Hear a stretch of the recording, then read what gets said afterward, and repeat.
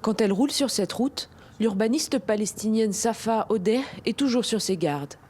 L'axe routier relie deux immenses colonies, Maale Adumim au nord, Kedar au sud.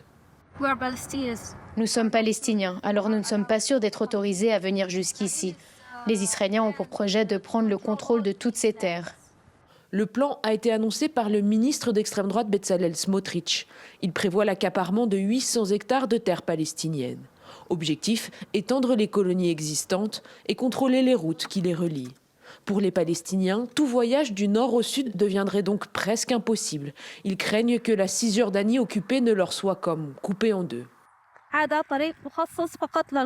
Là-bas, c'est une route que seuls les colons vivant à Kedar sont autorisés à utiliser. Cela signifie que le plan du ministre Smotrich n'a rien de nouveau. C'est la continuité d'une politique agressive qui persiste à occuper les terres et à augmenter leur contrôle. Surtout après le 7 octobre, il y a eu de sévères attaques sur les terres et sur les Palestiniens de Cisjordanie. Côté israélien, les colons saluent à l'inverse le plan du gouvernement. Au fond du jardin d'Anna Stein, il y a 7 barrières qui la séparent des routes où se croisent Palestiniens et colons. Depuis des mois, Hannah craint les attaques armées visant les colons israéliens en voiture. Elles se sont largement multipliées. Alors, elle considère que la saisie des terres pourra améliorer son quotidien. Je me sentirai certainement plus en sécurité, c'est sûr. Il faut qu'ils créent une route de contournement, ça ne fait aucun doute. Et puis par là, il y a des Bédouins. J'ai entendu qu'ils vont peut-être être expulsés.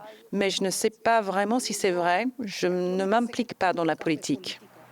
Plusieurs dizaines de villages bédouins construits sans permis sont en effet menacés. Par peur des représailles des colons les plus violents, leurs habitants palestiniens refusent de témoigner face caméra.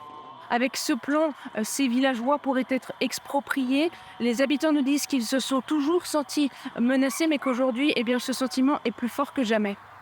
Entre ces collines désertiques et ces routes de bitume, c'est tout un pan de la politique annexionniste israélienne qui se joue. Et cette saisie de terre inclura aussi des parcelles du nord de la vallée du Jourdain. C'est le plus vaste plan depuis la signature des accords d'Oslo en 1993, qui montre bien que malgré les critiques de la communauté internationale, le gouvernement israélien entend bien accélérer ses efforts de colonisation.